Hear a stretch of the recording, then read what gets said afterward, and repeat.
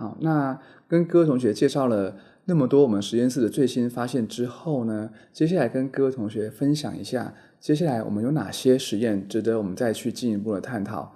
那首先呢，我们想要去知道说，如果我们将睡眠剥夺的期间延长，这个效应是不是会更严重？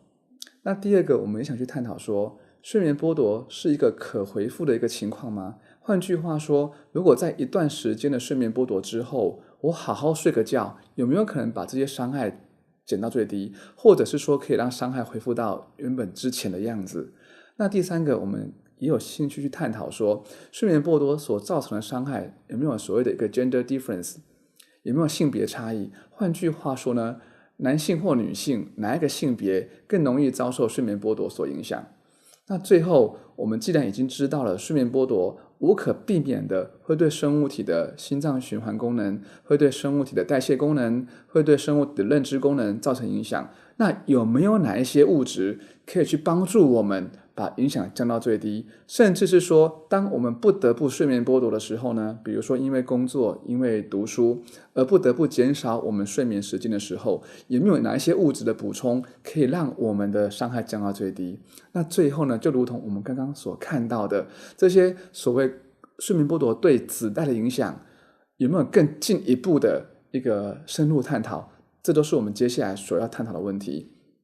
好，那么在这些 future study 里面呢，我们也有了一些初步的成果。好，就以睡眠剥夺会影响哪一个性别比较剧烈呢？我们目前初步的结果可以看到说，睡眠剥夺好像对女性的影响大于男性。我们以海马回的细胞色素氧化酵素做一个指标，我们发现当睡眠剥夺之后呢，不管是男性或是女性，海马回的细胞色素氧化酵素都会降低。这个在我们刚刚的一个实验里面就已经有谈到了，它是构成 long-term potentiation 的一部分。那降低的情况呢，在女性似乎比男性还要明显。因此呢，我们的初步结果呢，大致上有个方向可以去暗示我们说，女性好像更应该要好好的珍惜睡眠的一个时间。那另外呢，我们刚刚谈到有没有哪些物质可以尽量的减少我们在遭受睡眠剥夺时候呢的一些冲击。好，那这些物质里面呢，我们能够想到的主要是偏抗氧化素。褪黑激素呢，是我们生物体里面一个相当有效的抗氧化素。因此呢，我们想要去看看说，如果我们在睡眠剥夺期间同时施加褪黑激素的话，能不能够达到神经保护的功效？在这个实验里面呢，神经保护的功效呢，我们是用 longevity protein 一种长寿蛋白来当做神经保护的效果。我们知道说，长寿蛋白本身呢，它可以让基因更加稳定，也可以让我们神经细胞维持一个神经塑性的一个平衡。因此呢，长寿蛋白表现越多的话，代表这个细胞的基因是越稳定的。那也代表说神经的塑性之间的调节是处于一个恒定的状态。那睡眠剥夺之后呢，长寿蛋白会有变化吗？那如果在这个同时我们施加褪黑激素的话，能够让长寿蛋白的表现恢复到原本的样子吗？我们的初步实验也显示说，在睡眠剥夺之后，长寿蛋白会显著降低。同学们可以比较 A 跟 B 这两张图， A 是正常的长寿蛋白在海马回的表现， B 是睡眠剥夺之后呢，我们可以看到海马回里面的长寿蛋白呢几乎消失殆尽。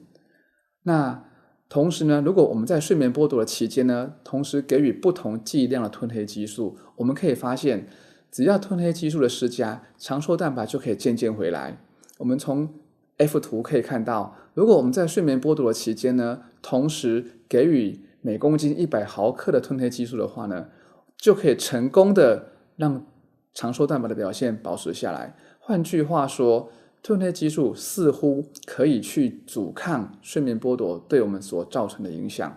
那相关的结果呢，我们也已经发表在相关的文献上面。那同学们有兴趣呢，也可以做个参阅。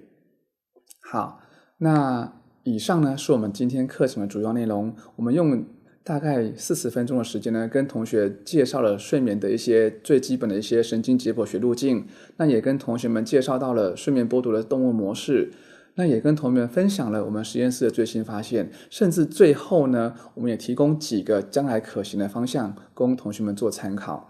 那再次谢谢同学们的收看，谢谢大家。